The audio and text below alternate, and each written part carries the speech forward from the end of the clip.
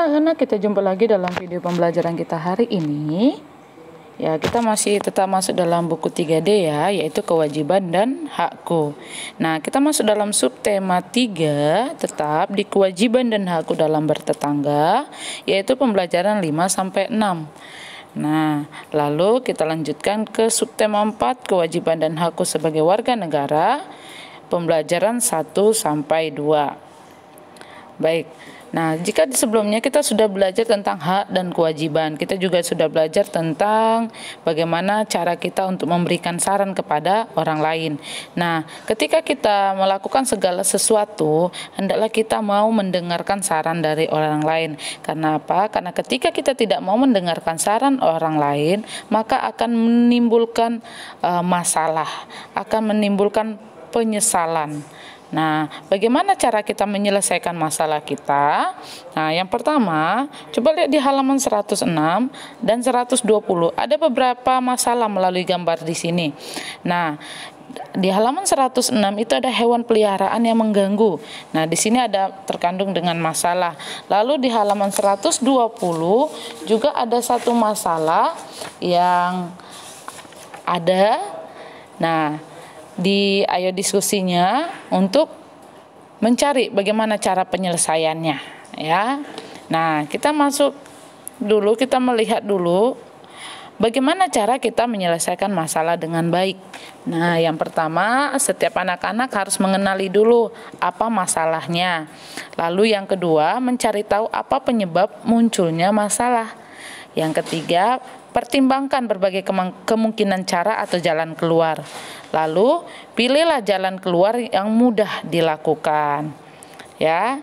Nah, coba lihat di halaman 115 sampai 116, di situ ada evaluasi 3 yang anak-anak bisa kerjakan. Ya, evaluasi 3-nya dikerjakan menjadi tugas latihan kita ya. Oke. Nah, kita masuk tetap ke nilai kemungkinan dalam bentuk soal. Jika di video sebelumnya kita sudah belajar tentang nilai kemungkinan penjumlahan, pengurangan, perkalian. Nah, saat ini coba lihat dalam gambar ini. Keluarga Pak Dede berhasil memanen mangga. Mangga tersebut ditempatkan dalam 30 keranjang sama banyak. Berapa banyak buah mangga dalam setiap keranjang? Nah, bisa kita lihat di sini.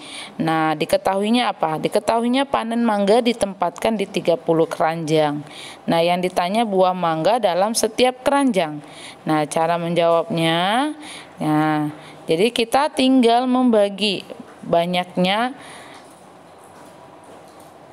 Seperti ini ditempatkan dalam 30 keranjang. Berarti berapa dibagi berapa sehingga jumlahnya menjadi 30. Banyaknya buah mangganya berapa dibagi menjadi berapa, tapi tempatnya harus 30 tempat gitu ya.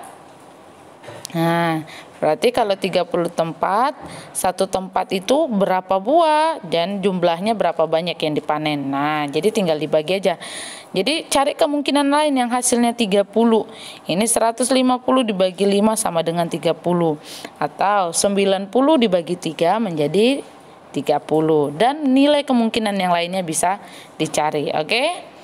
Nah, jadi anak-anak tinggal cari nilai kemungkinan berapa dibagi berapa yang hasilnya menjadi 30.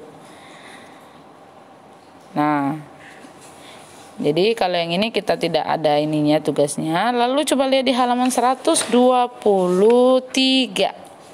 Nah, 123. Di sini ketika kita melihat, nah, motif dekorasi itu dapat kita temukan pada kertas kado. Nah, pernah nggak anak-anak untuk memberikan kado kepada temannya, pasti kita akan membungkusnya dengan kertas kado. Dalam kertas kado banyak sekali motif-motif yang bisa kita lihat, baik itu motif kain batik atau motif yang lain, tulisan, itu banyak. Nah, di halaman 123 di sini ada langkah-langkah beserta alat dan bahan pembungkus kado. Nah, ada langkah-langkahnya dan ada alat serta alat bahannya ya. Nah, jadi kalau nanti anak-anak mau mencoba untuk melatih bagaimana cara membungkus kado, bisa melihatnya di langkah-langkah di halaman 123. Nah, saat kita berkunjung untuk mengunjungi teman yang sakit kan kita pasti akan membawa kado. Nah, saat kita sakit itu kita berhak menerima pelayanan rumah sakit yang baik. Namun ingat, ketika kita mau memiliki atau menerima pelayanan rumah sakit yang baik, kita juga wajib untuk membayar biaya rumah sakit. Nah, kita masuk dalam hak. Apa sih hak sebagai warga negara? Mendapatkan pelayanan rumah sakit, perlindungan hukum, memilih, memeluk, dan memiliki kepercayaan atau agama masing-masing, memperoleh pendidikan dan pengajaran, mengeluarkan pendapat secara lisan. Nah, ini ya ada 5 ya. Ini masih banyak lagi hak sebagai warga negara. Nah, ini bisa kalian tuliskan di halaman 121, ayo menulis yang di paling atas hak warga negara. Jadi bisa ditulis di situ. Nah, apa saja kewajiban? Nah, bisa juga kewajiban warga negara. Berperan serta dalam membela negara, membayar pajak, menaati peraturan, menjalani kegiatan keagamaan, menghargai orang lain.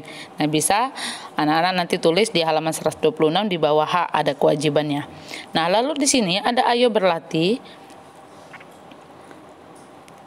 Ayo berlatih yaitu Herdi, yang pertama Herdi sakit tifus, kemudian dirawat di rumah sakit. Setelah dirawat di rumah sakit selama beberapa hari, Herdi diperbolehkan untuk pulang, tetapi tetap harus beristirahat dan meminum obat yang telah diberikan oleh dokter. Namun di rumah ternyata Herdi lebih sering bermain dengan teman-temannya.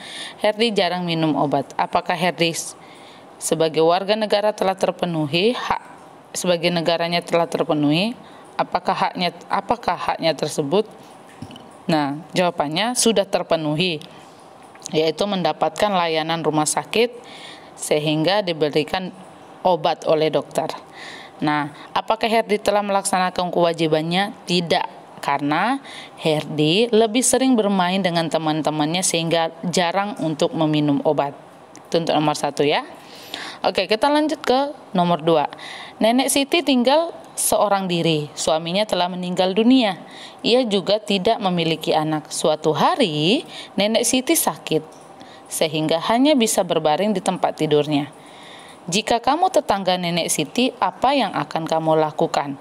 Nah, jadi yang kita lakukan adalah menjenguk dan membantu Nenek Siti. Contohnya, membawa makanan atau membawa ke rumah sakit atau memberikan obat-obatan. Oke, itu untuk yang nomor 2 ya, di halaman 126. Nah, bila kita hendak selalu sehat, maka kita berkewajiban untuk menjaga kesehatan tubuh dengan cara makan makanan sehat. Apa fungsinya makanan sehat? Nah, fungsinya pertama untuk kelangsungan hidup, kedua untuk menghasilkan tenaga, ketiga untuk menumbuhkan sel-sel baru dan memperbaiki sel yang rusak, yang keempat untuk menjaga kesehatan kita. Ya, jadi ini bisa anak-anak underline di bukunya di halaman 128. Cara menjaga kesehatan tubuh. Nah, makanan sehat itu merupakan makanan yang bergizi dan higienis dan memiliki kandungan karbohidrat, protein, lemak, dan vitamin yang cukup untuk tubuh. Itu ya. Nah, apa contohnya? Nah, ini contoh makanan yang mengandung karbohidrat. Ini dia. Nah, ya kan? Ini udah kita pelajari di pembelajaran sebelumnya ya. Nah, fungsinya untuk apa? Nah, ini ya. Lalu ini juga fungsinya untuk apa? Ini juga sudah kita pelajari di video sebelumnya. Manfaatnya apa? Apa yang dimaksud dengan protein hewani? Nah ya, lalu kita lihat lagi contohnya. Nah ini dia, protein nabati yang berasal dan manfaatnya. Ini juga sudah kita pelajari di video sebelumnya ya. Setelah nabati, vitamin. Nah, ini juga sudah kita pelajari apa yang dimaksud dengan vitamin dan apa manfaat vitamin bagi tubuh kita. Ya kan? Jadi ini Miss tidak panjang lebar untuk menjelaskan. Nah, makanan higienis itu adalah makanan yang tidak mengandung sesuatu yang dapat mengganggu kesehatan. Nah, makanan yang higienis tidak mengandung hal-hal yang seperti berikut contohnya. Kuman seperti jamur atau bakteri. Nah, virus juga. Nah, yang merupakan penyebab penyakit. Nah, jadi kalau ada makanan itu ada jamurnya, atau ada bakterinya, atau ada virusnya, itu akan menyebabkan penyakit. Yang kedua, yaitu benda-benda asing. Nah, makanan higienis itu makanan yang tidak mengandung benda-benda asing. Contohnya, batu, pecahan kaca, atau kawat staples, atau benda-benda lain yang menyebabkan luka pada anggota tubuh bagian dalam. Ya. Lalu yang ketiga, makanan higienis itu tidak mengandung bahan kimia berbahaya. Contohnya sisa pupuk pada buah dan sayuran, atau pewarna makanan pada makanan, dan bahan pengawet makanan atau pemanis buatan. Oke, nah di sini ada di halaman 126 itu latihan. Jadi anak-anak bisa melihat di bukunya di halaman 126. Untuk nomor pertama di Ayo Berlatih, salah satu kewajiban kita dalam menjaga kesehatan. Nah, salah satu kewajiban kita adalah menjaga kesehatan tubuh. Ya, jadi pilihannya nomor 1 tubuh. Yang kedua, makanan yang bergizi haruslah titik-titik agar tidak membuat tubuh sakit.